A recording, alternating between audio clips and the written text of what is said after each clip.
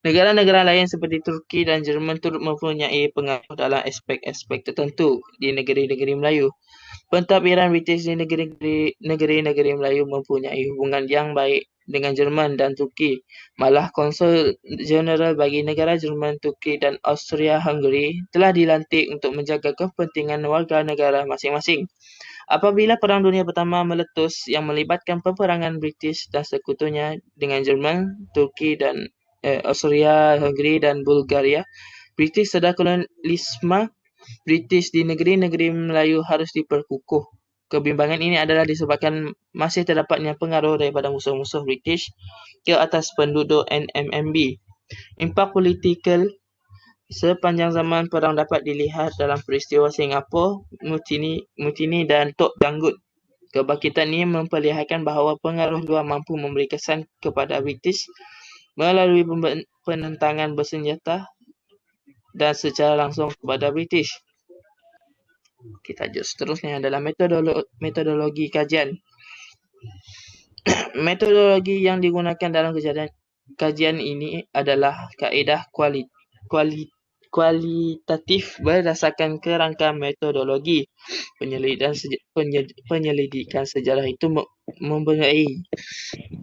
melalui proses heuristik, kritik, tafsiran dan sintesis sumber. Metodologi kajian sejarah digunakan dalam kajian sejarah ini adalah untuk mencapai objektiviti sejarah, iaitu mendapatkan kebenaran sesuatu peristiwa. Historical method may therefore be defined as systematic body principles and rules designed to aid effectively in gathering the source materials of history, appraising them critically, and presenting a synthesis of the result achieved. More briefly, it may be defined as a system of right procedure for the attainment of historical truth. Penulis yang menggunakan kaedah library research, iaitu mengumpul maklumat di perpustakaan, penyelidikan di perpustakaan yang melibatkan sumber primer dan sekunder. Kajian ini adalah lebih bergantung kepada dokumen rasmi yang kebanyakannya terdiri daripada sumber primer dari pejabat kerajaan British seperti High Commissioner Office HCO bagi skop kajian tempat, iaitu DNNB bahan mengenai perbincangan majlis. Mesyuarat persekutuan, iaitu Federal Council Proceeding FCP dan Federal Council Gazette FCG juga telah dianalisis bagi tujuan pembuktian fakta. Pengkaji juga merujuk fail-fail daripada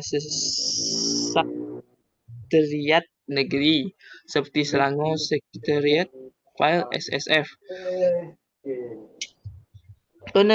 Penelitian terhadap rekod-rekod rasmi British seperti daripada HCO, FCP dan FCG ini akan dapat membantu pengkaji memenuhi kelompongan kajian, iaitu melalui penelitian perkembangan dasar British dan pengaruh luar di NMMB. Sumber sekunder pula terdiri daripada buku-buku, jurnal dan kertas penyelidikan yang dipilih. Ini adalah sebagai bahan sokongan terhadap pengkajian selain memberikan gambaran mengenai perkembangan pentadbiran British di NMB serta peristiwa-peristiwa penting yang berlaku pada zaman Perang Dunia Pertama. Yang ini slightly clean, madam. Okay, Reclean dah ada kan dalam ni? Madam nampak nama dia? Okay, Reclean continue. Okay, tajuk saya ini ialah kolonialisme British, dan menurut Fieldhouse pada tahun 1981, istilah yang berkembang pada abad ke-19 itu merujuk kepada keadaan penguasaan politik, ekonomi dan intelektual terhadap negara yang dikuasai.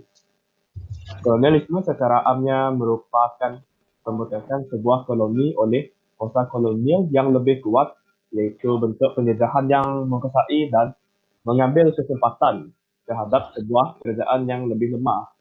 Dan kolonialisme juga menggambarkan hubungan yang tidak seimbang tidak seimbang di antara kuasa kolonial dengan tanah jajahan dan selalunya antara penjajah dan orang-orang tempatan.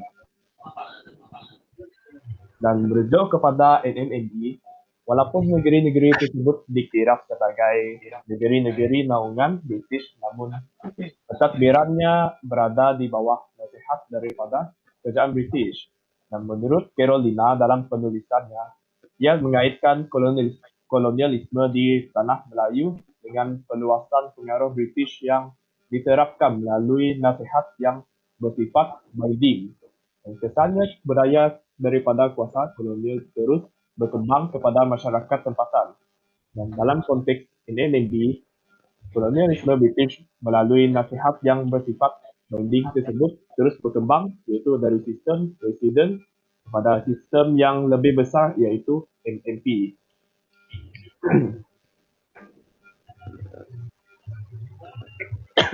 Dan semasa perang, NNP tetap terus menyumbang untuk membantu British menghadapi peperangan di Eropah. Dan cukai tambahan yang dikenakan dan derma dari NNND adalah sumbangan penting kepada British.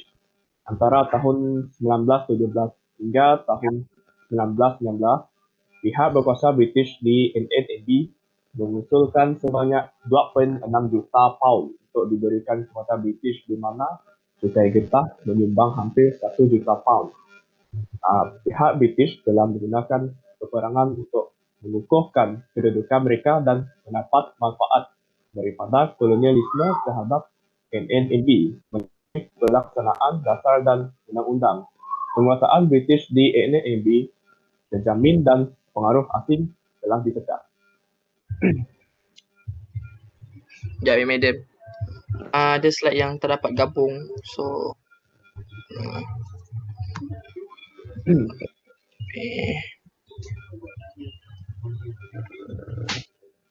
dah keluar? Okay, dah keluar dah. Ada full screen dah. Okay. Okay. Hello. Alright, teruskan. Nama saya Joseph. Jadi saya akan Cik dengar, Scott. Cik dengar? Louder, jelas. louder, please. Louder.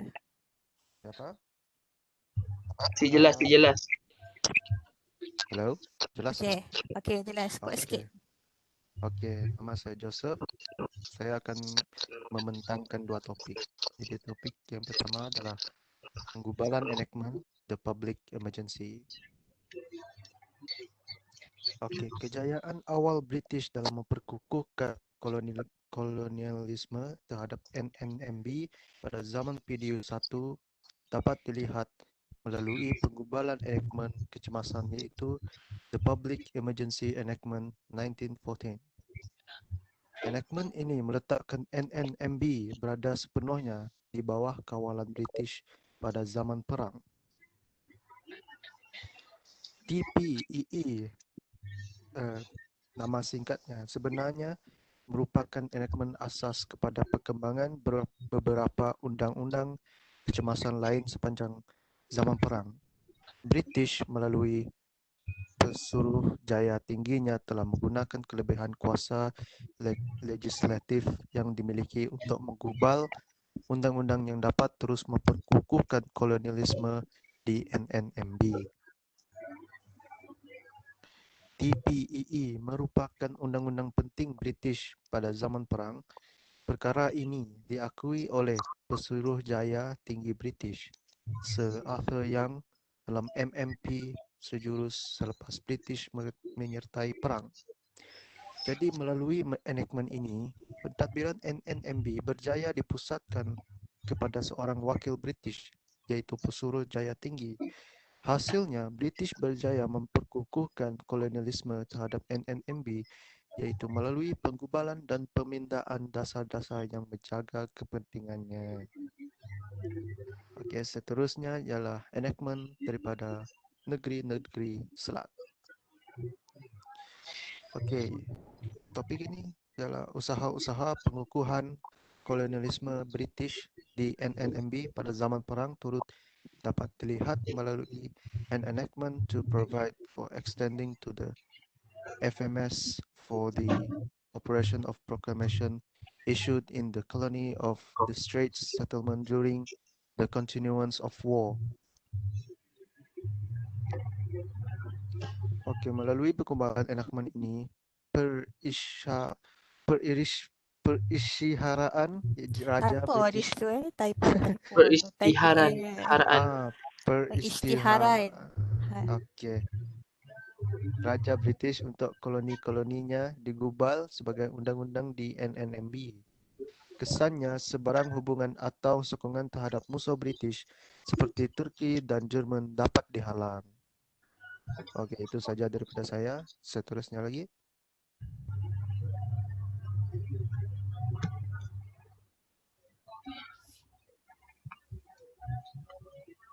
Hello. Seterusnya. Saya Alan. Okey, Eden. Teruskan, Eden. Pengukuhan penguasaan British pada zaman perang. Perang Dunia Pertama meletakkan NNMB sepenuhnya berada di bawah penguasaan British, iaitu melalui pengawalan terhadap kuasa politik dan ekonomi. Syazani, mute kejap kamu punya mikrofon tu bergema. Okey, jap. Mutekan dia. Mana mute? Ya Allah.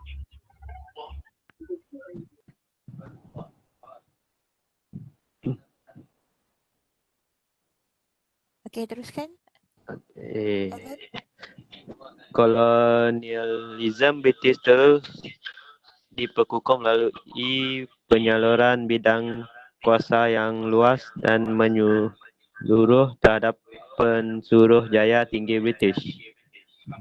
PD1 meletus pada 28 Julai 1914. British sedar bahawa negeri-negeri di Tanah Melayu harus berada sepenuhnya di bawah kawalan British dan medium utama yang harus digunakan adalah melalui undang-undang. British telah menggunakan penguasaan politik terhadap NNMB melalui perjanjian-perjanjian terdahulu dan sokongan daripada raja-raja Melayu untuk mengubal, memindah dan menghapuskan beberapa dasar bagi menjaga kepentingannya. Okey.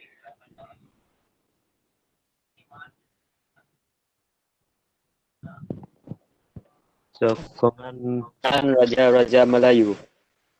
Melalui sokongan raja-raja kepada British, masyarakat Melayu akan dapat dikawal dengan lebih mudah. Penistaraan perang untuk ditatangi oleh raja-raja Melayu Selangor Sekretariat 5414 hingga 1914 4 November 1914 tanpa sebarang pilihan raja-raja Melayu terpaksa menandatangani penistaraan perang yang menyokong British.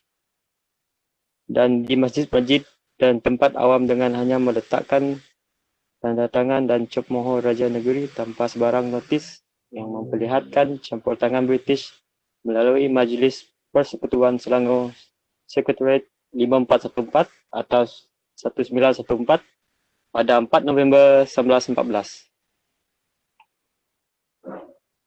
Raja-raja Melayu juga dipaksa untuk mengadakan sembahyang hajat supaya British menang dalam peperangan tersebut. Secretary of State 37 atau 1915 pada 1 Disember 1914. Seterusnya, penistiraan perang itu turut dicetak dalam bahasa-bahasa lain agar seluruh penduduk di NNMB tahu mengenai perang di antara British dan Turki. Seterusnya, menyatakan sokongan terhadap British. Sebanyak 2,000 cetakan bertulis Arab dan 500 cetakan bertulis Rumi telah disediakan untuk disebarkan kepada masyarakat Selangor Sekretariat 5529 atau 1914 pada 9 November 2014.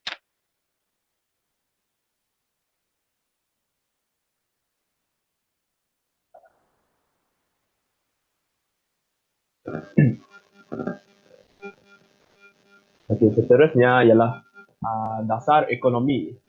Pengukuhan kolonialisme British di NNMB pada zaman perang lebih kepada usaha-usaha untuk melemahkan ekonomi negara-negara musuh, terutamanya Jerman. Ini disebabkan oleh penguasaan komersial Jerman yang besar di peringkat antarabangsa yang dilihat merupakan senjata utama Jerman dalam memperkukuhkan ketenteraannya pada zaman perang.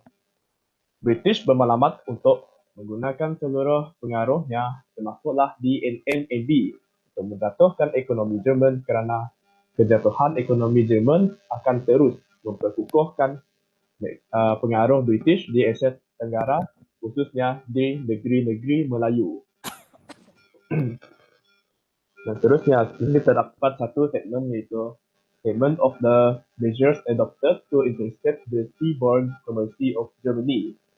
Dan statement ini telah memudahkan pentadbiran British di NNMB untuk meminta kapal-kapal perdagangan Jerman mengikut undang-undang yang telah ditetapkan.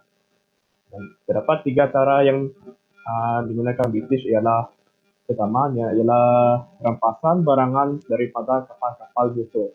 Yang kedua, rampasan terhadap harta benda atau apa-apa yang dimiliki oleh musuh. Dan yang ketiga ialah cegatan atau embargo terhadap kapal-kapal musuh untuk memasuki kawasan-kawasan tertentu.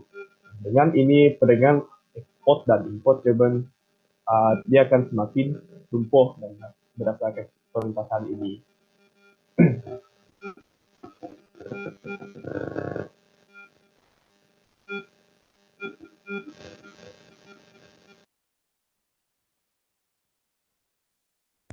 Okey, kesimpulan siapa? Melalui sejarah. Jadi kesimpulan untuk semua adalah melalui penguasaan politik yang kuat terhadap Raja Melayu, British mampu menarik sokongan dari masyarakat agar mampu bersikap setia terhadap British. British sedar dalam hal ini peristiwa PD1 mampu memberi keuntungan melalui penyaluran kuasa politik yang kukuh ketika berada di tanah Melayu, iaitu Residen General. Yang ketiga, Undang-Undang Kecemasan yang besar kepada British kerana melaluinya British telah mengubah dan meminta dasar penting sepanjang zaman perang. Yang keempat, titah Raja Melayu agar menyokong British juga main peranan penting di samping hukuman yang berat dikenakan kepada pesalah. British menggunakan propaganda untuk merasa takut dan benci kepada musuh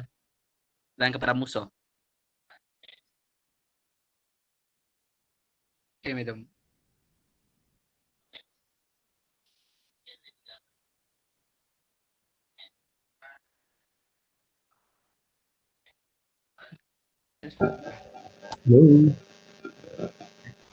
Baik, sekat.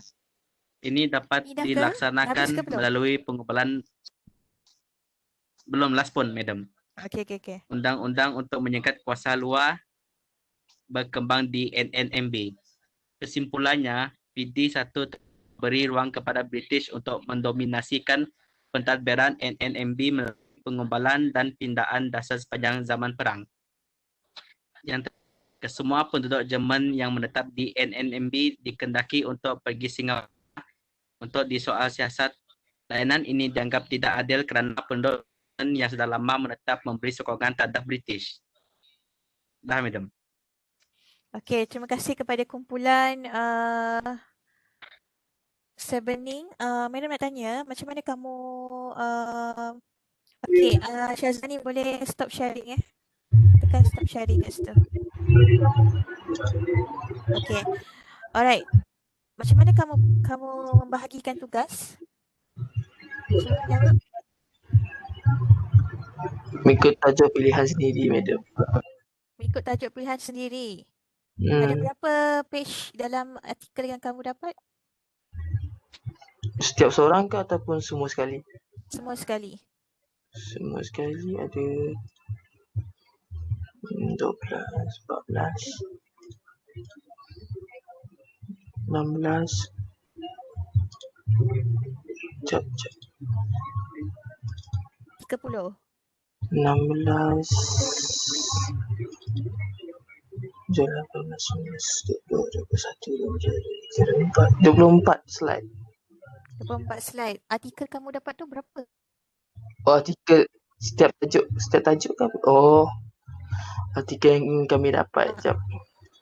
Kamu tu berapa page? Oh, okey. Ada 13 page.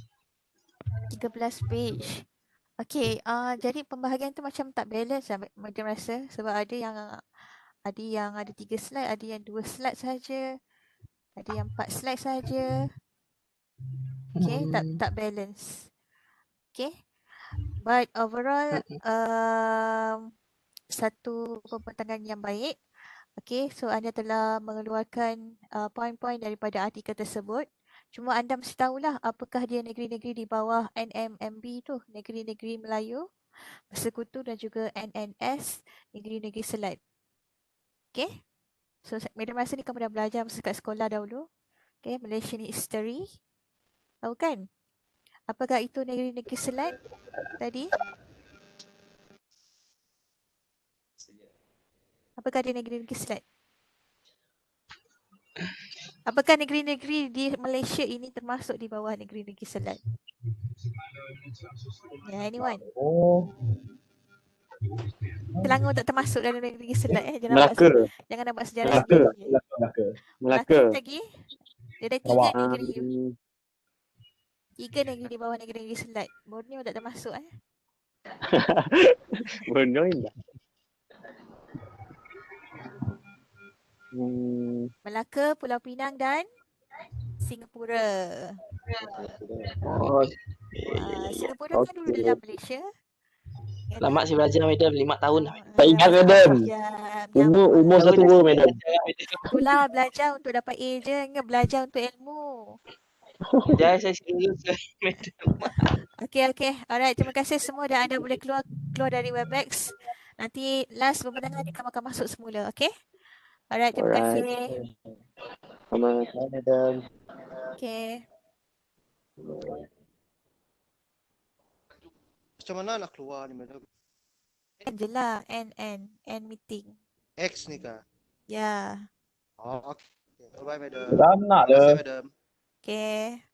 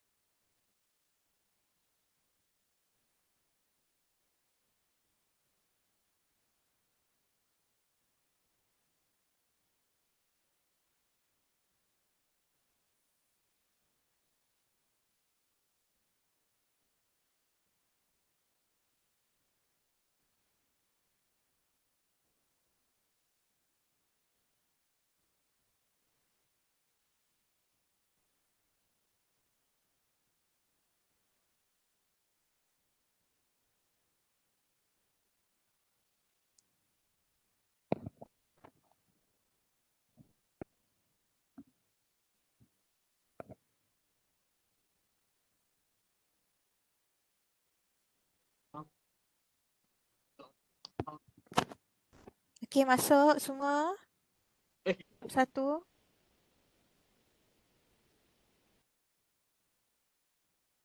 Madam. Ya. Alif lagi. Man.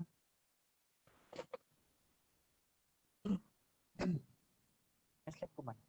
Slide ko ba ito?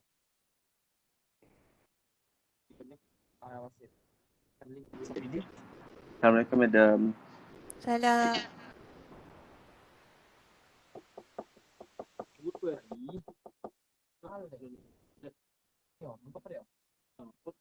MPU. MPU ay. Ya.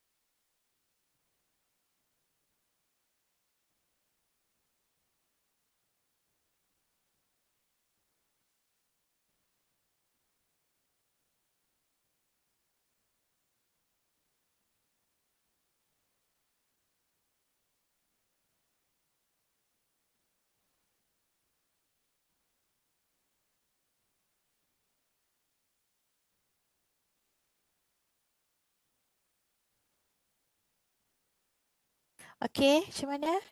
Boleh start? Share slide, Madam. Mana yang lain? 2 orang je. Yang lagi nak apa? Dua masuk link lah. Oh, on the way masuk link. Okey. Ha.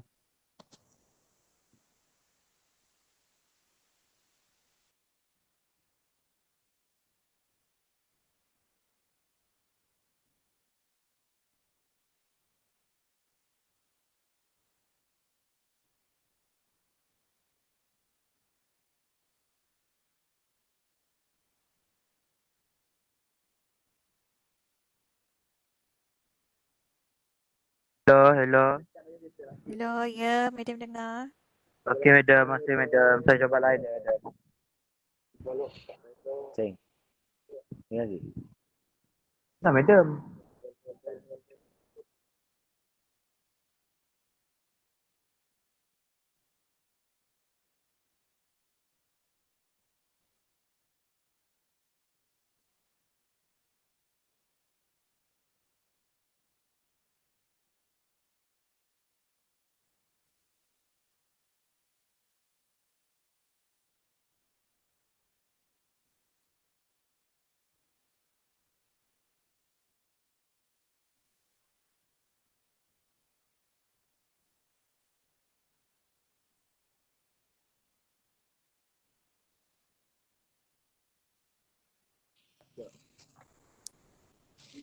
Ya.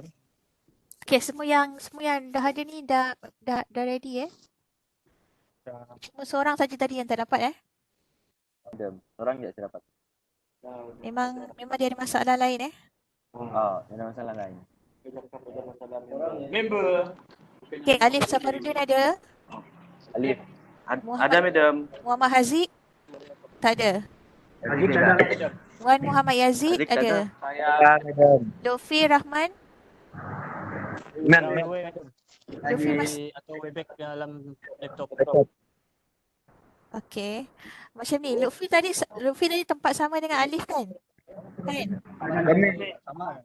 Kami sama 5, madam. Lutfi dengan Alif tadi tempat yang sama kan?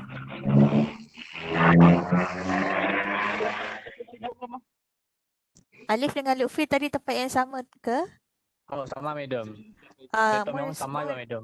Mun Lutfi tak dapat nak masuk ke, boleh Kami share dengan kami Alif. berlima sama. Sama tempat semua?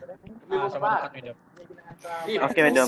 So sekarang semua ni, sama kecuali Aziz. sekarang ni kamu tak dapat nak share screen tadi Okey. Masih ongoing ke? Masih cuba ke? Cuba madam. Lutfi cuba madam. Okey, kalau macam terlampau lama, boleh send Madam boleh send show ke slide kami lah madam. Boleh tak madam? ke Telegram. Okey. Sendkan slide tu ke WhatsApp madam. Google Class. Dah send dah ya? Kamu dah send dekat Google Send Classroom kat ke? WhatsApp madam. Okay. Google Classroom dah stand up. Kalau tak madam ambil dari Google Classroom je. Kita buka lagi Google Classroom. Dah je ya? Google Classroom kau send Dah ya? send je dah. Google Classroom. Ya madam. Rahman send madam. Share Share with the class ke madam? Personal. Send kat WhatsApp pak.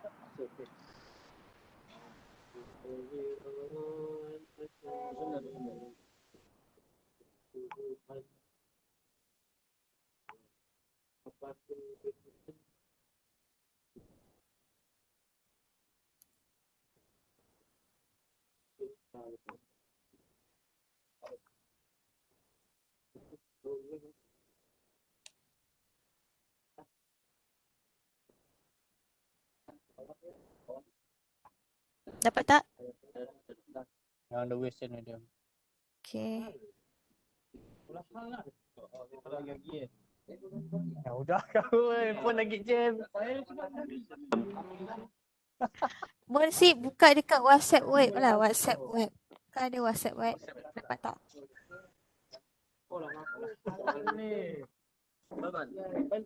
Macam-macam lah kau orang. Tak orang ni.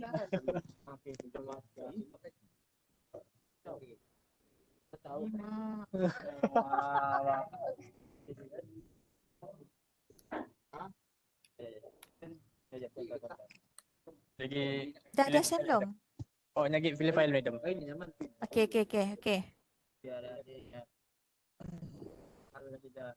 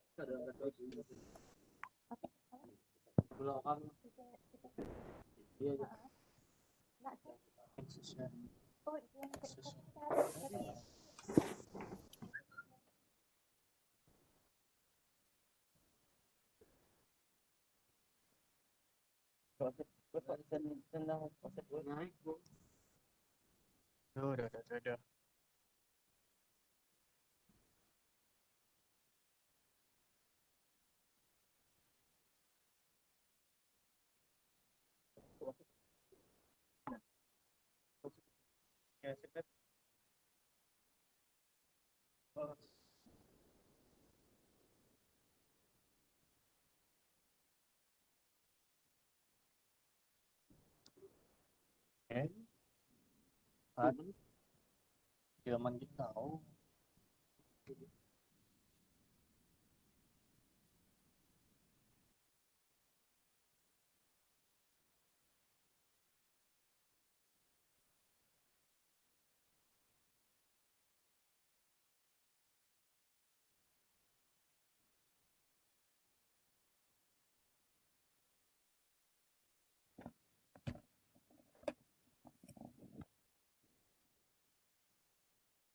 Okay, dah send ke? Hello? Laptop lagging. Laptop Rahman lagging. Lagging. Ya. Off dulu, lepas tu buka balik. Macam mana? Relax man. Ada. Kamu belum send lagi lah dekat Google Classroom. Madam tengok tak ada lagi kamu punya slide. Kalau tak boleh buka daripada situ.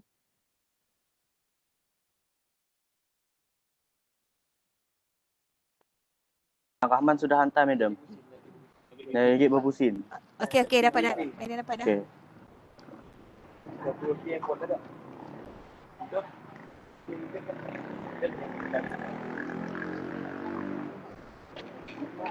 Okey, so madam share screen sekarang. Okey, Okey, madam. so ready masing-masing.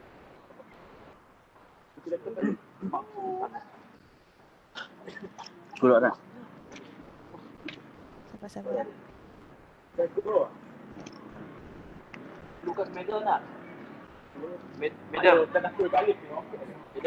Tak selagi hadapan anda di skrin nampak? Nampak? Okey. Alright, boleh start sekarang. Madam, Siapa yang boleh pertama? boleh buka kamera tak? Buka apa? Buka kamera Buka apa? ataupun kamera. Boleh. Tutup je lah. Boleh. Nanti kan dah habis data kamu. Okay. Bukan yang penting. Sebab nanti kalau dia buka takut dia lagging. Takut dia sekat-sekat. Kamu cakap. Okey, madam. Nanti madam dengar. Okey, teruskan. Siapa yang pertama? Madam, okey. Assalamualaikum dan selamat pagi, madam.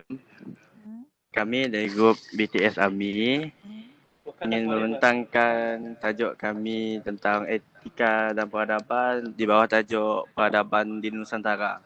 Okey.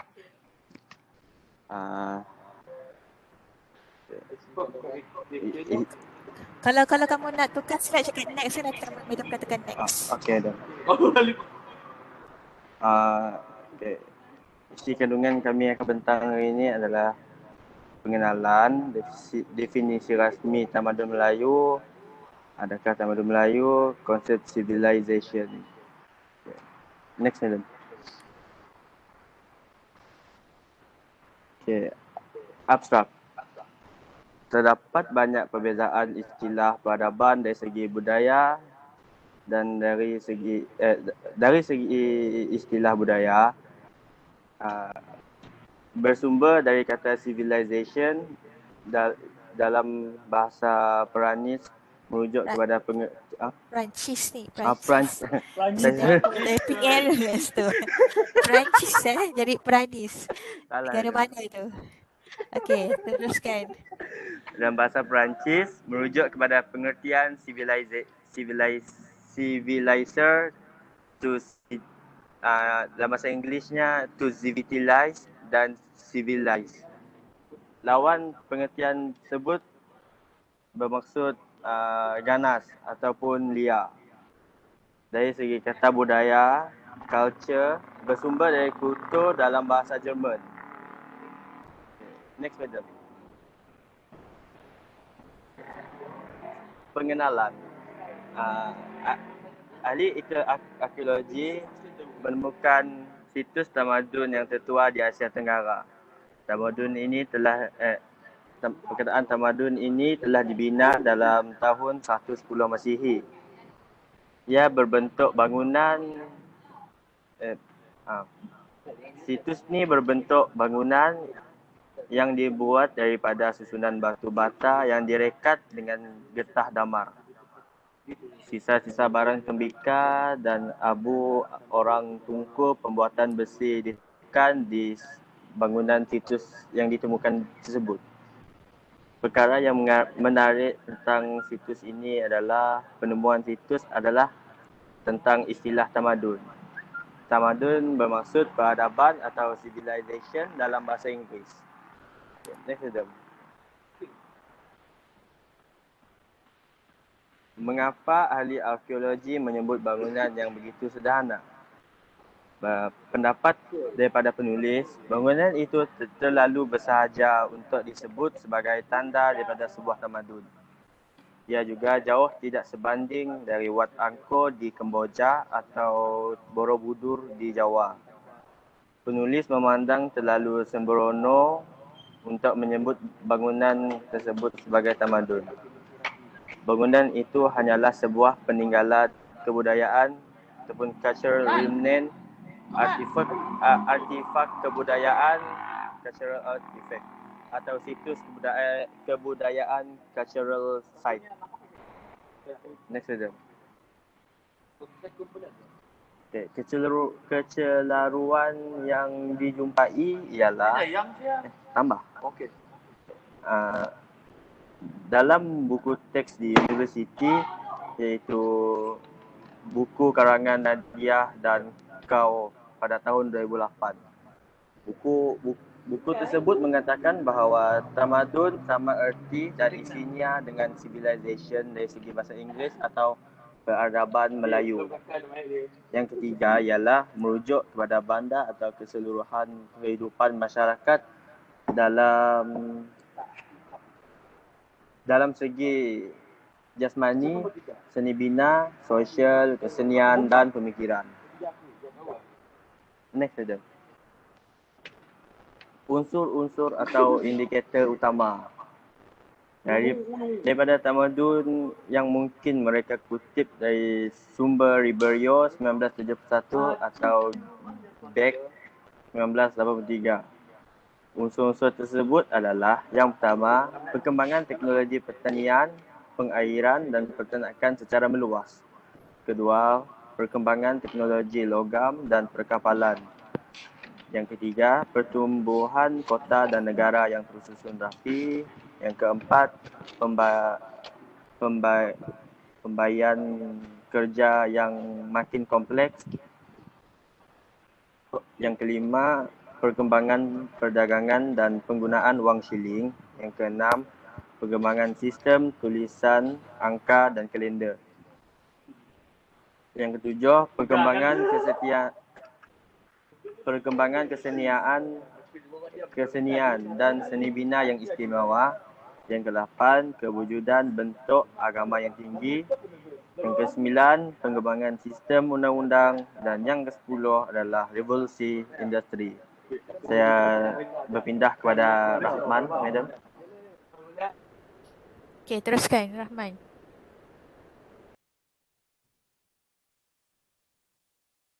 Madam, Assalamualaikum Madam, selamat pagi Madam. Saya Lutfi Rahman dan saya akan membentangkan definisi rasmi tamadun Melayu. Okey, di sini saya ingin mengatakan yang bahawa tamadun Melayu merupakan tamadun yang dibina dan dimiliki oleh orang-orang Melayu, iaitu terdiri dari segi sosio budaya yang terdiri daripada pelbagai etnik dan dari segi politik pada masa lampau. Dalam buku teks Tamadun Islam dan Tamadun Asia Tenggara, Titas, karangan Nadia Ko 2008-51 verse dikatakan bahawa orang Melayu secara budaya adalah penduduk Asia Tenggara. Okay. Ciri kedua daripada Tamadun Melayu yang dinyatakan secara eksplisit dalam buku teks Tamadun Islam dan Tamadun Melayu, pembentukan Tamadun Melayu Titam Hal 301 menambahkan ciri-ciri lain. Penggunaan bahasa Melayu sebagai lingua franca antara orang-orang rumpun Melayu di Asia Tenggara. Okay, next video.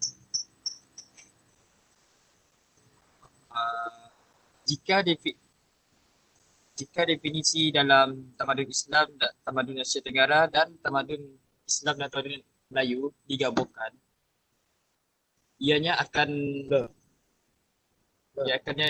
menjadi tamadun Melayu adalah tamadun yang dibina, dikembangkan dan dimiliki oleh penduduk Asia Tenggara.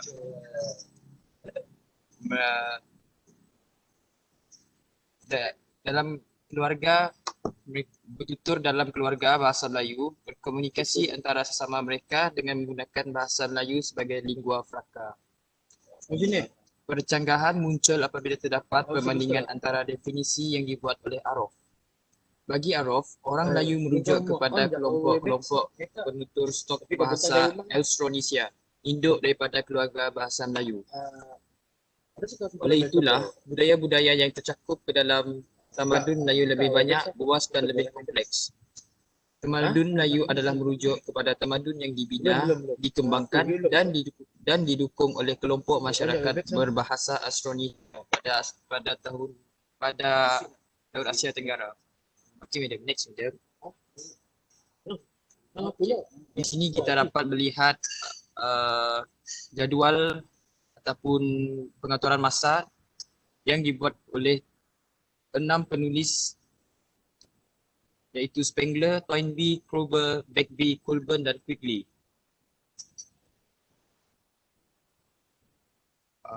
Okay, wait. Okay, madam. Ya. Boleh next, madam.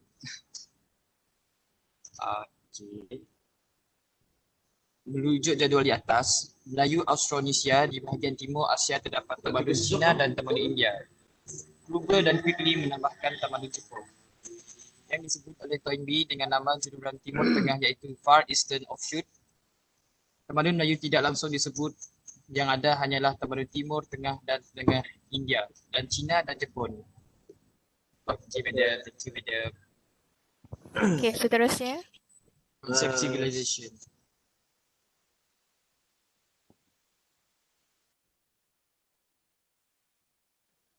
Hai Adam. Okey, teruskan. So, saya akan bentangkan konsep civilization. Civilization. Asal mula istilah. Civilization dalam bahasa Inggeris ia lebih diterjemahkan sebagai peradaban. Tapi di dalam bahasa Melayu ia tidak sesuai kerana ia bermaksud tamadun. Tamadun ini lebih merujuk kepada perkotaan. Malah civilization ini lebih kepada peradaban. Peradaban merujuk kepada adab ataupun civilized. Civilize. Suka hati kamu je. Susah nak sebutnya Adam. Okey, saya sambung Adam . Okey, teruskan. Oleh itu, seseorang penulis akan hanya menggunakan dua istilah, iaitu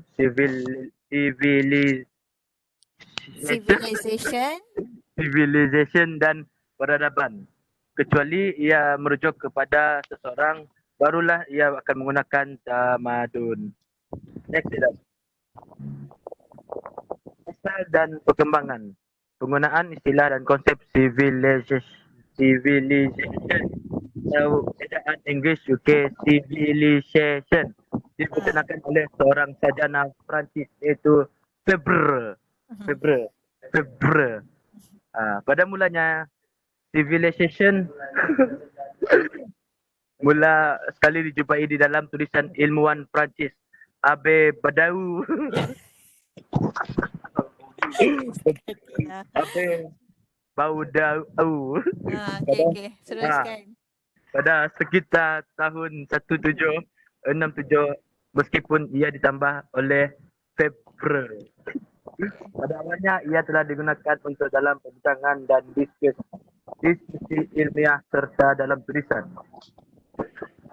Pada awal tahun 1789, ia merupakan tahun revolusi Perancis kerana pada waktu itu telah hilang pertumbuhan kata civilization di Perancis. Mohon dipukarkan itu, Ustaz. International Encyclopedia of the Social Science Second Edition yakni 2008 diakui sememangnya civilization bermula dari Perancis dan diperkenalkan oleh Victor Derquity pada sekitar tahun 1715 hingga 1789 di dalam buku El Ami des Hommes, yakni Sahabat Manusia. Kata-kata tersebut merupakan kata lawan dari Barbe. Civil dalam bahasa Perancis ialah civilizer. Apa service? Nang service dalam bahasa Inggeris to civilize, nakala civilizer dalam bahasa Inggeris iaitu civilized. Kata-kata tersebut merupakan kata lawan bagi barbarian, yakni ganas dan savage. Boleh kita nama email baru ya? Barbarian, savage. Okay, teruskan. Next, Adam. Awal kelahiran civilization dikaitkan dengan proses pembuatan undang-undang, kehakiman, keteraturan institusi polis dan peradaban secara umum, secara am, agar menjadi ciri-ciri utama dan masyarakat beradab iaitu ganas dan liar. Civilization Perancis dalam German culture, pikiran yang sama iaitu adanya hidup beradab dan hidup keadaan liar dan ganas. Proses kemajuan dari liar ataupun ganas ke beradab. pada abad ke-17 hingga ke-19 merupakan rancaknya perkembangan di Eropah apabila proses penambahbaikan dan penghalusan karena manusia sudah mencapai keadaan beradab. Maka hal ini di Perancis dinyatakan dengan istilah civilization, manakala di Jerman disebut dengan istilah Kultur. Menurut Taylor, dari segi etnografi yang luas satu keseluruhan yang kompleks termasuk di dalamnya pengetahuan kebudayaan, seni, moral, undang-undang adat dan apapun dua kebolehan dan kebiasaannya didapatkan manusia sebagai anggota masyarakat. Ada faham ni? Next, Madam. Begitu. Konsep civilization ada dua, iaitu proses pertama memperkembangkan karenah manusia dari keadaan liar ke keadaan beradab. Kedua, kondisi setelah sebuah masyarakat berkembang keluar dari keadaan liar ganas menjadi beradab. Seperti yang diperkuatkan Huntington Civilization adalah sebuah proses sekaligus juga sebuah kondisi. Tapi konsep Taylor lebih bersikap netral. Semua kebolehan dan kebiasaannya didapatkan manusia sebagai seseorang anggota masyarakat. Contohnya, pengetahuan kepercayaan, seni, moral, undang-undang dan adat. Serta boleh dirujuk kepada masyarakat yang liar ataupun pada konsep Taylor ini lebih merujuk kepada budaya, yakni culture. Definisi culture menjadi jantung pemangkin ilmu antropologi di Amerika dan merupakan konsep utama dalam pemikiran Amerika sejak abad ke-20 Masihi yang diperkenalkan oleh Franz Boas, yakni Kroeber dan Kluckhohn. Konsep culture ini di dalam perkembangan ilmu antropologi Amerika bukanlah dari segi ketepatan formula definisinya. Malah, ia adalah sebuah teori heuristik. Franz Boas mengatakan bahawa manusia dan haiwan dibezakan melalui faktor budaya, bukannya faktor biologi. Kondisi peradaban dan kondisi ganas ataupun liar bukanlah dari segi warna kulit ataupun darah. Malah ia adalah masalah dari kebudayaan ataupun adat. Peradaban tidak popular dalam ilmu antropologis, kecuali di kalangan antropologis yang cenderung kepada kajian sejarah dan arkeologi, seperti Gordon Childs, Leslie White, Julian Stewart, Morton Fry, Elman Service, Marshall Shahlin dan Eric Wolf.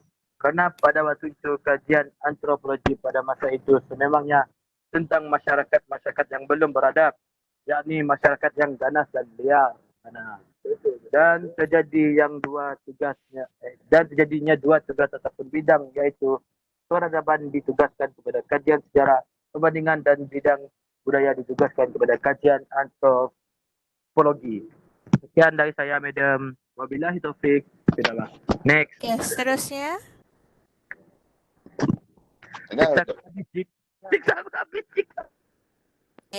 Seterusnya. Yang mimaknya Haziq pun, Madam. Saya. Okey, Haziq. Mantap, Haziq. Dengar kami, Madam. Dengar. Teruskan.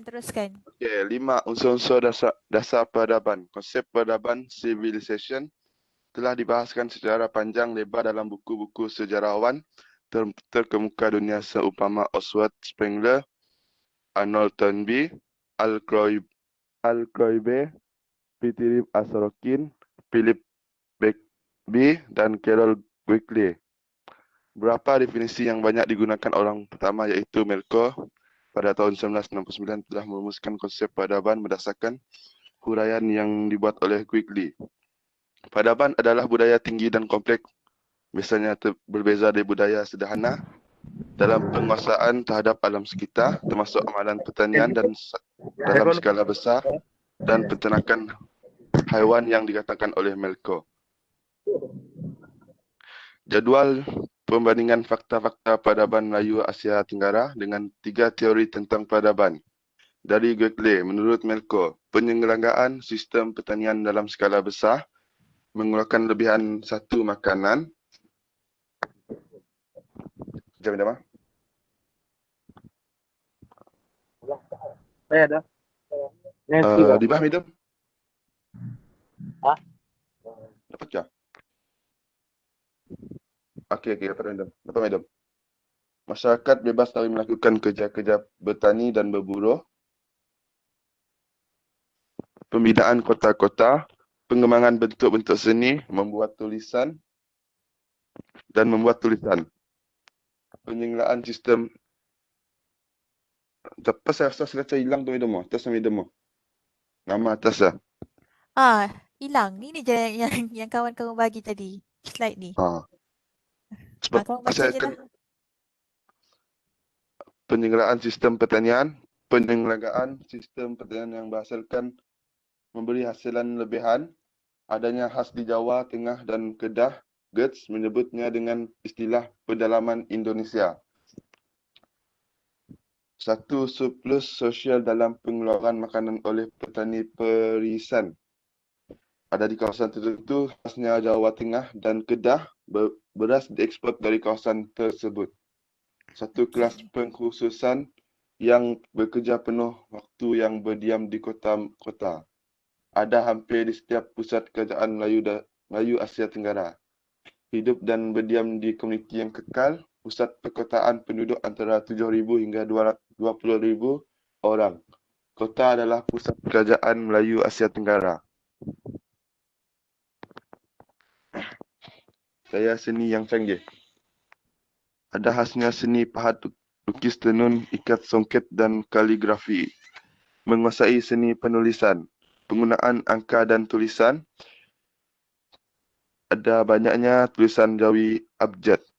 Membina satu bentuk pemerintahan yang pasti, organisasi politik yang terinstitusi.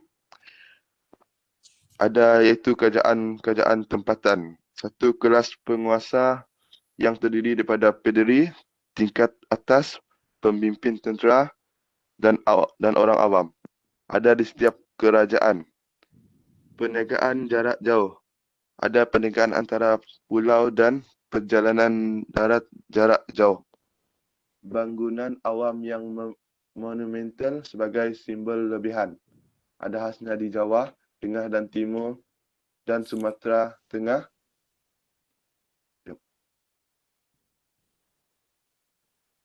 Tengah yang terserah ialah Borobudur. Awal daripada altimetrik, geometri dan astronomi. Ya, jangan. Next.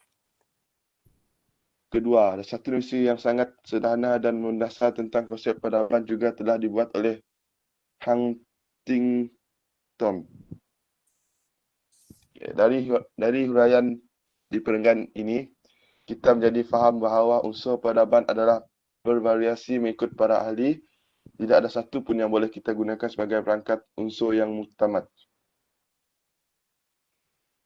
Okay, Adam. Ada lagi? Seterusnya. Itu je, Adam. Seterusnya. Peradaban Melayu Asia Tenggara. Dengan menggunakan unsur-unsur peradaban mengikut 3 orang ahli penyelidik di atas sebagai kayu pengukur, maka peradaban Melayu Asia Tenggara adalah nyata ada. Keadaannya mungkin lebih maju daripada peradaban kuno Amerika Tengah dan Amerika Selatan.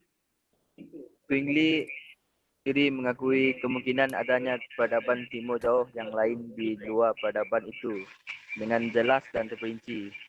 Hanya seorang pakar sejarah Timur Jauh yang dapat berbicara tentang subjek ini. Peradaban mengandung kenyataan jasmani atau kenyataan psikik. Peradaban hanyalah sebagai sebuah konsep, iaitu sebagai satu alat penyelidikan yang boleh digantikan dengan sesuatu yang lain perlu. Dengan menggunakan gabungan perangkut unsur peradaban Quingley, Huntington dan Gordon Child sebagai kayu pengukur, kita kini boleh memerhatikan data dan fakta sejarah tentang budaya tinggi iaitu peradaban masyarakat Melayu Asia Tenggara. Dalam bahagian terdahulu, penulis sudah memutuskan untuk sependapat dengan buku Titus, Nadiah dan Priscilla dan buku Titum bahawa peradaban Melayu adalah dibina dan dikembangkan oleh kelompok-kelompok masyarakat Melayu Asia Tenggara, penutur keluarga bahasa Melayu. Kekeluargaan di dalam bahasa bukan merupakan satu faktor peradaban. Peradaban terdiri daripada satu sistem bersepadu yang besar, sistem pemerintahan, sistem pertanian dan industri secara serantau. Setiap bahagian ditentukan oleh hubungan yang satu dengan yang lain secara keseluruhan. Unsur-unsur daripada sebuah peradaban tidaklah hanya terdiri daripada unsur budaya, tetapi juga pelbagai unsur masyarakat atau kumpulan etnik. Setiap peradaban mempunyai ciri tersendiri. Peradaban Melayu Asia Tenggara secara dalaman jauh lebih pejal dan lebih khas dibandingkan dengan peradaban Melayu Austronesia kalau ada. Pada masa kini, sebagian orang menyebut keluarga Melayu Asia Tenggara itu dengan nama Dunia Melayu atau Alam Melayu. Pada masa dahulu, antara nama-nama yang disebut oleh orang adalah Kunlun Suvarnab Bumi iaitu Tanah Melayu, Yavadipa iaitu Pulau Emas atau Golden Kersonis, The Malay Archipelago, gugusan Pulau Melayu, Tanah Jawi dan Melayu Raya.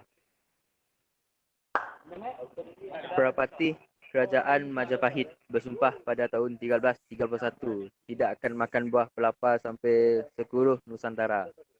Pada amnya, orang menafsirkan sumpah ini dalam konteks politik, iaitu nafsu peluas kekuasaan Majapahit atau wilayah Nusantara.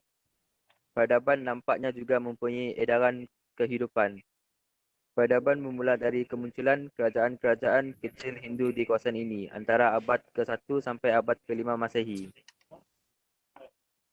Dah, madam. Ya? Ya, bawa adus, madam.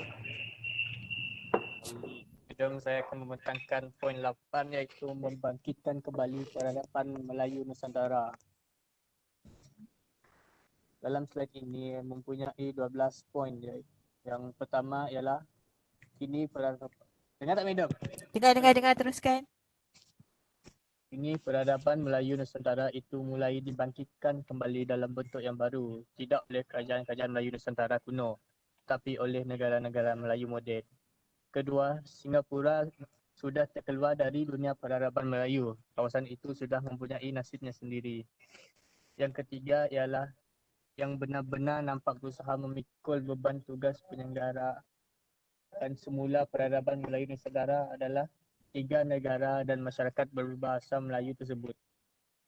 Yang keempat ialah cabaran-cabaran baharu yang berbeza daripada cabaran yang dihadapi oleh nenek moyang mereka dulu ialah modernisasi, globalisasi, keformalan politik dan nasionalisme baharu. Yang kelima ialah ancaman globalisasi zaman lampau adalah kolonialisme dan imperialisme Eropah Kristian yang terwujud dalam bentuk penjajahan dan pengkolonian. Yang keenam ialah masyarakat pendukung peradaban Melayu Nusantara kini terorganisasi dalam negara-negara moden dengan segala macam keformalan diplomatik. Next itu. Ketujuh ialah apabila terjadi perang di Selat Melaka, sebagai perumpamaan sahaja sebagai mana yang pernah berlaku pada zaman dahulu, maka yang terlibat bukan lagi Johor dan Bugis melawan Minangkabau atau melawan Aceh dan sebagainya, tapi adalah Malaysia, Singapura dan Brunei. Seterusnya, gerakan penyelenggaraan semula peradaban Melayu Nusantara pada masa kini tidak dapat mengharapkan seluruhnya dan sepenuhnya dari pemerintah, apalagi seseorang individu. Seterusnya, inisiatif dan kegiatan harus datang dan dimulai oleh kaum intelektual, khususnya mereka yang bergiat di dalam pendidikan tinggi, kerana peradaban merupakan satu bidang kegiatan kerja khusus kaum intelektual. Yang ke-10 ialah tugas utama daripada institusi ini dapat mengkaji dan mengembangkan peradaban Melayu Nusantara. Ke-11, kebijaksanaan, strategi dan program pengajian pada setiap institusi dapat dibicarakan dan dirancang dengan lebih terperinci oleh masing-masing institusi pembabit. Dan yang terakhir, maupun secara persendirian ataupun secara bekerjasama dengan institusi yang serupa di negara. Sekian, terima kasih Haidam. Semua dah present Semua dah bentang? Okey, terima kasih kepada semua kerana telah menghabiskan pembentangan. Walaupun kamu punya slide ni agak panjang-panjang semua Madam nak point-point kamu boleh bagi panjang-panjang macam ni. Tapi tak apa. Slide yang bagus, yang pembentangan yang baik. So anda telah baca artikel tersebut dan anda telah keluarkan dan summarizekan poin-poin penting. Okay, so anda boleh stay dan Madam akan panggil semua untuk masuk ke dalam Webex. Okay.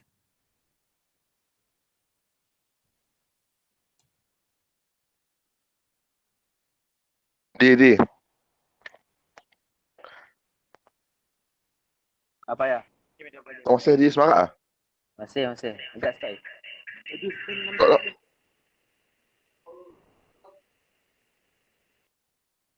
Kena. Jawab. Masih kelas tu?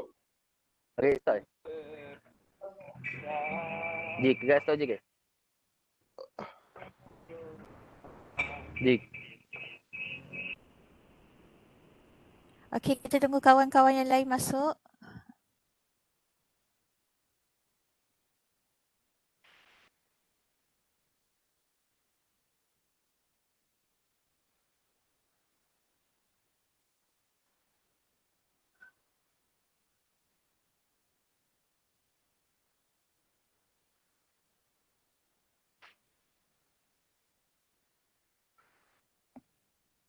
Okey, siapa yang dah masuk sila tuliskan nama dan juga nombor pendaftaran di ruangan chat untuk pengesahan kehadiran hari ini.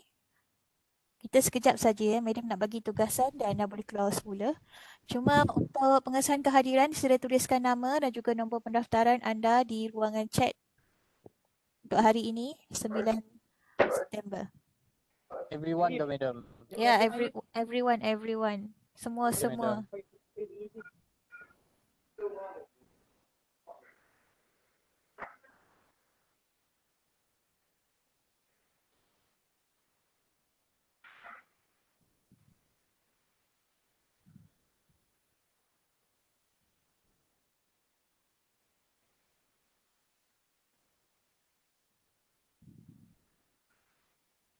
Apa nama bapak kau? Hasmik tu.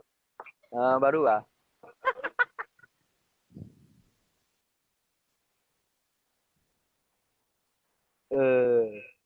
Hasmik. Nicholas Adam dah berhenti pengajian Dia dah ni ke?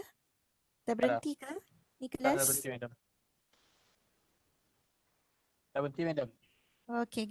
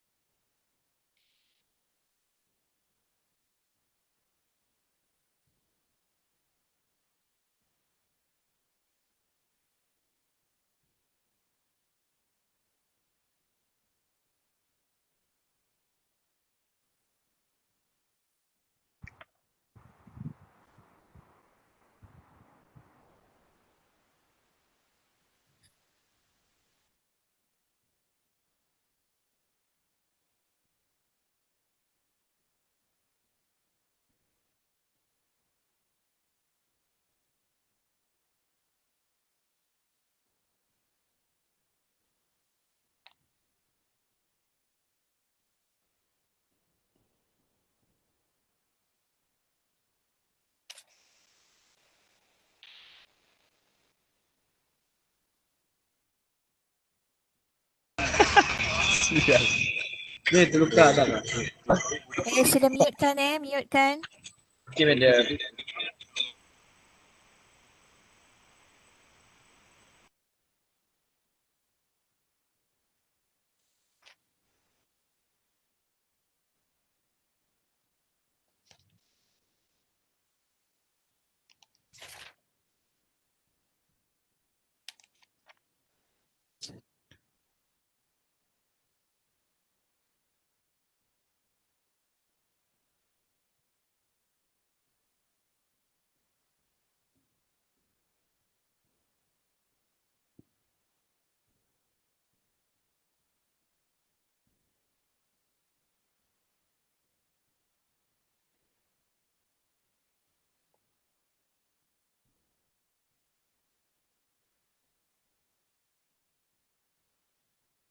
Okey, semua dah ada dalam ni. So, Madam akan, kita akan undian untuk tajuk pembentangan yang kedua.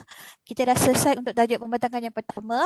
Cuma ada satu grup yang tidak dapat, satu grup yang buat secara video lah untuk kumpulan tersebut. Okey? Sebab dia kekangan-kekangan lain. So, yang lain kita akan teruskan dengan pembentangan yang kedua. Dan sebelum itu, siapa yang baru masuk, yang belum lagi tulis nama di ruangan chat, serta tulis nama dan juga nombor pendaftaran untuk pengesahan kehadiran hari ini. Okey? So, Madam akan buat undian untuk topik yang kedua sekarang. Sebelum itu, untuk slide pembentangan pertama, bagi kumpulan yang belum lagi muat naik ataupun upload slide di Google Classroom, sila upload slide tersebut di Google Classroom selepas kelas ini kerana Madam akan menilai slide kamu juga. Okey? Untuk yang belum lagi upload, sila upload selepas ini. Okey, kelas ready untuk tajuk yang seterusnya. So, tajuk pembentangan seterusnya adalah berkaitan dengan topik yang pertama dan juga yang kedua.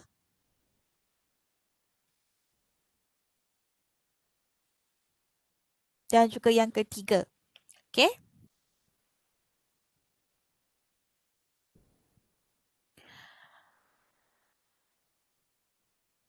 Okey, seorang respon, dengar tak suara Madam? Dengar, madam. Dengan jelas, madam. Okey. So, untuk kumpulan yang pertama, Madam akan tuliskan tajuk kamu di ruangan chat atau selepas ini sebab Madam tak akan paparkan senarai tajuk tu. So, Madam akan tulis kat situ. Kamu dikendaki untuk catatkan tajuk kamu. Sila tulis tajuk ini supaya tidak tertukar dengan kumpulan yang lain. Dan ingat tajuk kamu. So, untuk kumpulan pertama, kumpulan Alif Safaruddin, Muhammad Haziq, Wan Muhammad Yazid, Lutfir, Randy, Georgery dan Muhammad Firdaus. So, kita akan buat undian menggunakan Wheel of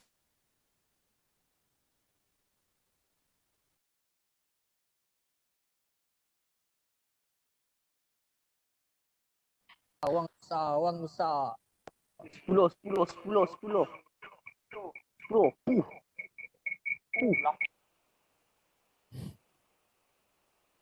Okey, kamu mendapat tajuk nombor 8.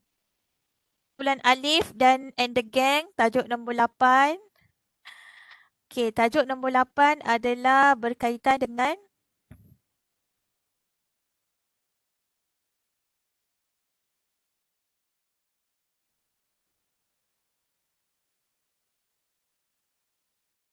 tulis tajuk Madam akan tulis selepas ini di Google Classroom, tapi sekarang ini Madam akan bagi tahu saja secara verbal. Tajuk dia adalah fungsi Selat Melaka sebagai pusat peradaban etika. Fungsi Selat Melaka sebagai pusat peradaban etika. Fungsi Selat Melaka sebagai pusat peradaban etika. Okey, ini anda boleh rujuk kepada topik yang ketiga. Okey, sama ada nak rujuk dalam slide yang Madam bagi ataupun dalam buku nanti. Pun ada. Tapi kamu belum dapat buku lagi kan? Tak apa, kamu boleh cari di internet, banyak sumber-sumber. Okey, dapat tak kumpulan Alif? Tajuknya?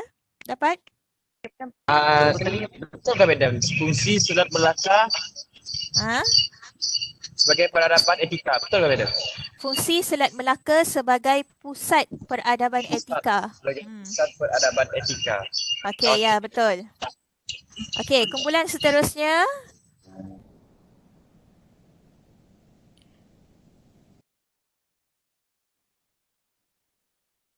Okey, kumpulan seterusnya adalah kumpulan Louis Gerard, Ellen, Joseph, Rinklin, Abang Nabil dan Muhammad Syazani. Okey, madam akan mulakan undian.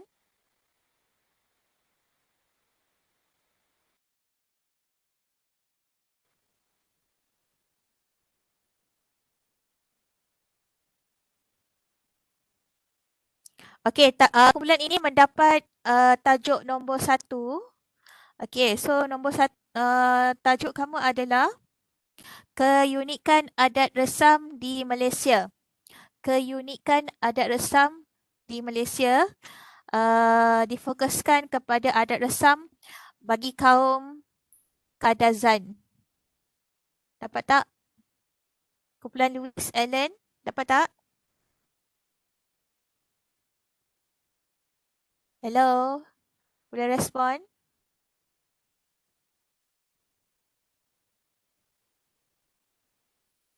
Abang Nabil, Muhammad Syazani, Joseph Scott, Rinklin, seorang pun tak ada ke dalam ni ke? Ada. Sikit lagi saya nak manas Tajuk dia adalah, tulis tajuk kamu ni, keunikan adat resam di Malaysia. Keunikan adat resam di Malaysia fokus kepada etnik Kadazan. Okey, dapat tak? Keunikan apa dia? Keunikan adat resam di Malaysia.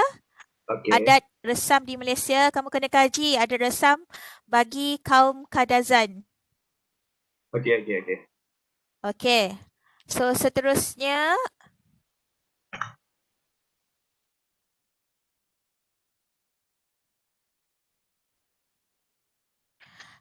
adalah Muhammad Taluka, Nuri Izan, Ezra dan Nurul Arni.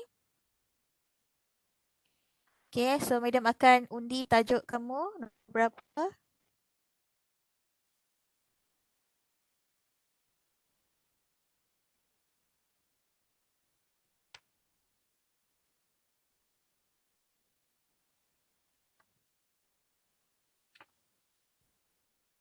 Okey, so tajuk nombor 2. Ini tulis nama ni. Okey, tajuk nombor 2 adalah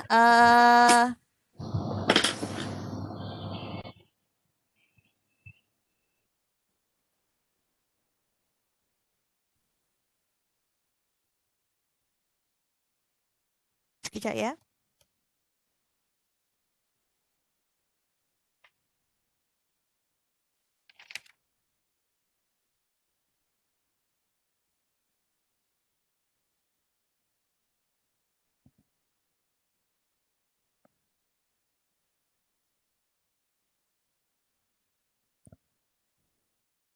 Okey, kamu mengkaji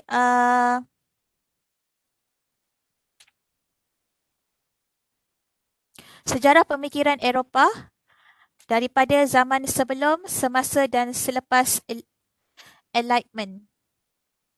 Sejarah pemikiran, okey, madam ulang balik. Sejarah pemikiran Eropah. Okey, sejarah pemikiran Eropah daripada zaman sebelum, semasa dan selepas Enlightenment. Okey. Sejarah pemikiran Eropah daripada zaman sebelum, semasa dan selepas Enlightenment. Enlightenment tu adalah zaman kegelapan Eropah tu. Okey. Zaman kegelapan Eropah. Selepas tu adalah zaman kecerahan, Enlightenment. Okey. Bagaimanakah sejarah yang wujud pada ketika itu? Ini merujuk kepada topik yang kedua dalam konsep etika dan peradaban. So anda boleh lihat dahulu slide topik kedua. Okey, dan baca dahulu untuk mendapat kefahaman berkenaan dengan enlightenment. Okay, Madam. Okey. Seterusnya adalah kumpulan Peyes 10, Dayang Kartini, Nur Syuhada, Jonathan dan Chang Kan Yi. Ada tak dalam ni? Ada. Okey. Madam. So kita akan undi. Shu, tulis nama Shu. Ini ada yang kami share semua ya kak? Ada.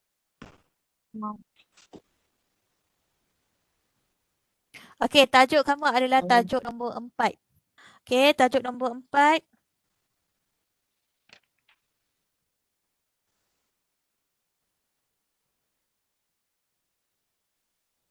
Sekejap ya.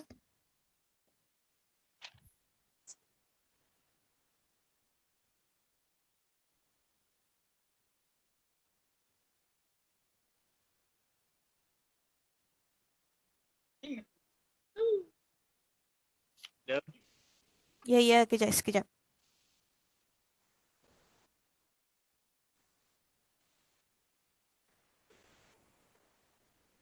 Okey, tajuk nombor 4, kesan perjanjian Inggeris dan Belanda.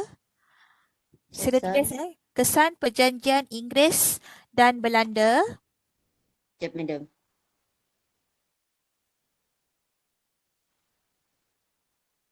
Bisa? Lepas tu? Kesan perjanjian Inggeris dan Belanda terhadap alam Melayu. Terhadap alam Melayu. Okay, Madam. Alakah, Madam. Kesan perjanjian Inggeris Belanda terhadap alam Melayu. Okey, lagi tajuk ini dalam Google Classroom. Kamu boleh tengok balik.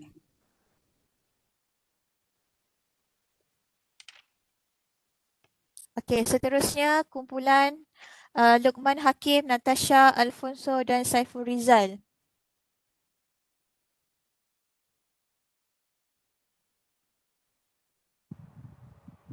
Madam. Okey, untuk kumpulan ni, kumpulan Luqman, tajuk kamu adalah tajuk nombor 7. Tajuk dia adalah konsep peradaban. Ada tak dalam ni? Ada, Madam. Okey, tajuk dia adalah konsep peradaban. Konsep peradaban dari perspektif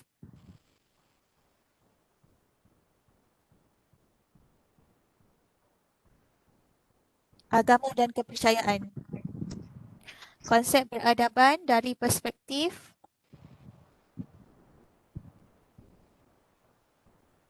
agama dan kepercayaan.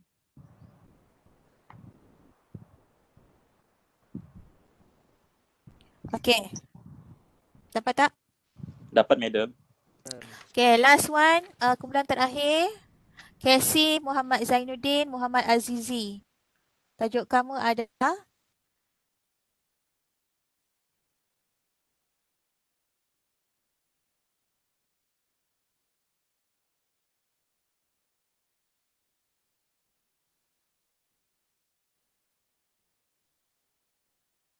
okey, tajuk nombor 6.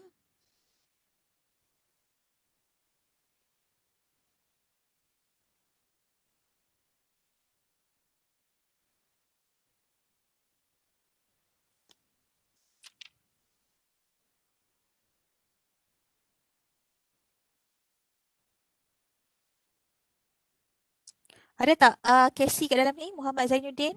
Muhammad Azizi ada? Okey, tajuk kamu adalah tadi konsep peradaban, yang kamu adalah konsep etika. Tajuk kamu adalah konsep etika.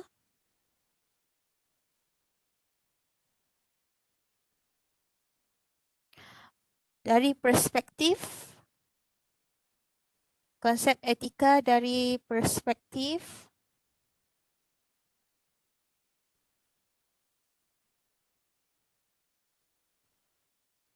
kolonialisme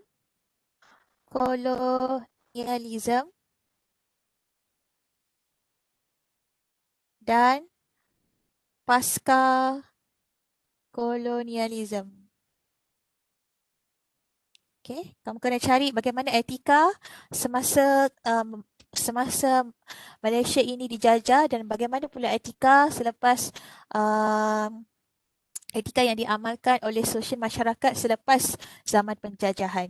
Okay, ini merujuk kepada topik yang kedua tadi. Okay, itu saja untuk pembentangan yang kedua. So, untuk minggu hadapan kelas, kita tak akan mula lagi pembentangan untuk topik yang plan. Sila bahagi-bahagikan tugas untuk cari maklumat dan anda dikendaki untuk menghantar draft pembentangan slide yang kamu hasilkan, okay, ke dalam Google Classroom. Upload saja di situ dan madam nak tengok dahulu isi yang kamu tulis tu adalah bersesuaian ataupun tidak dengan tajuk yang kamu dapat. Okay, supaya nanti bila kita tak terus bentang, sebabnya madam nak check dahulu. Hello, sila mutekan mikrofon masing-masing. Okay, madam nak check dahulu slide yang kamu hasilkan itu bertepatan ke tidak dengan tajuk supaya kita tak ada pemotongan markah untuk poin-poin nanti bila bermulanya penilaian untuk pembentangan yang kedua. Sebab itu madam nak check dahulu slide yang kamu hasilkan. So, untuk setiap kumpulan yang dah siap, sila upload di Google Classroom selewatnya pada kelas yang berikutnya. Kelas berikutnya adalah pada minggu depan hari apa Oh, walaupun 16 September kita cuti kan. Tapi walaupun cuti, kamu just upload saja dekat Google Classroom. 16 September cuti apa? Cuti apa lagi? Kan hari Malaysia. Oh, benar kah? Yang bukan orang Malaysia ni dia. Saya orang Indonesia. Saya tidak tahu. Okay. So, sila upload slide yang kamu hasilkan di Google Classroom pada 16 September. Okay, madam bagi masa untuk madam check dahulu and then the next yang kedua. Okay, setakat ni ada soalan ke tidak, kelas? Okay, tajuk yang saya tulis semula di Google Classroom untuk kamu semak dan kamu juga boleh tengok kepada slide-slide yang madam bagi di Google Classroom berkaitan dengan tajuk yang kamu dapat untuk kamu dapat sedikit idea bagaimana nak cari maklumat berkenaan dengan tajuk tersebut. Boleh? Ada soalan? Ada soalan, madam? Yang lain ada soalan? Hello. Ada? Ya, dengar Nofi. Terima kasih. Yang topik 3 yang madam letak dalam kelas rumah, madam. Kan, madam? Ha? Yang topik 3 untuk pembentangan yang kursi sudah melakar. Yelah. Siapkan dulu baru letak dalam Google Classroom. Okey, madam. Boleh, madam. Okey. So, bagi sekurang-kurangnya 5 poin. Kenapa fungsi Selat Melaka tu sebagai pusat peradaban? Okey. So, madam cik dah share yang nota lah, madam. Nota kan madam dah share dalam Google Classroom bahagian classwork ya, kelas. Topik 3 ya, madam. Dekat situ boleh cari topik 3, boleh baca. Tapi jangan copy and paste berdosa. Okey, jangan copy and paste, berdosa. Tukar jadi ayat sendiri. Okey. Okey, dah boleh, madam. Okey, ada soalan lain? Kelas? Lain okey? Okey, kalau tak ada soalan. Ya, ada soalan Dayang? Dayang ada soalan? Tak ada, madam, tak ada. Tak ada. Madam. Okey, kalau tak ada soalan, kita setakat ini saja. Kita akan jumpa pada hari esok. Hari esok kita secara Google Classroom saja dan juga secara WhatsApp. Madam, tak ada soalan ni. Okey, kita jumpa pada hari esok dalam Google Classroom dan juga WhatsApp. Terima kasih semua. Okey, satu kumpulan tadi tu jangan lupa hantar video melalui Telegram. Okey, lain boleh keluar. Terima kasih. Assalamualaikum warahmatullahi wabarakatuh dan salam sejahtera. Madam. Ya. Jangan lupa makan. Ya. Okey. Terima kasih.